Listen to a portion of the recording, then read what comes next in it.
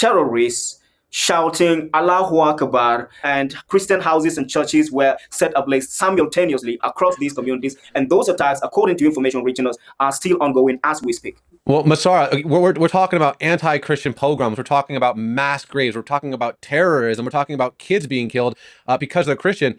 Why is no one, literally no one in the West reporting about this?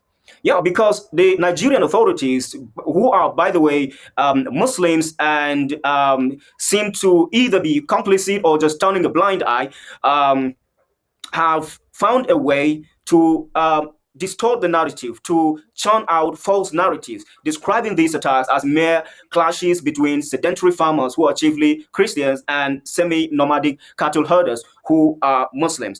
And it appears that the U.S. authorities, particularly under the previous administration of President Joe Biden, have bought into these lies and have continued to spread the lies, distorting the narrative, hiding the truth about the attacks, making the world believe that this is not a situation to be concerned about, and therefore let's just allow them to deal with their issues. These are just clashes between different ethnic groups or people of different groups, and therefore let them deal with their problems. But again, what is going on is an agenda, a clear-cut, calculated agenda to eliminate Christians in Africa's most populous nation and impose an Islamic caliphate, a caliphate governed by extremist ideologies, governed by Sharia. And I say this confidently because I have been covering this violence for the past 15 years, and I have seen communities, Christian communities, uprooted and replaced with Muslims. And those communities are not just turned to no-go zones for Christians, but they are also converted to staging grounds for more terror attacks. There are more than 150 communities that have been captured by terrorists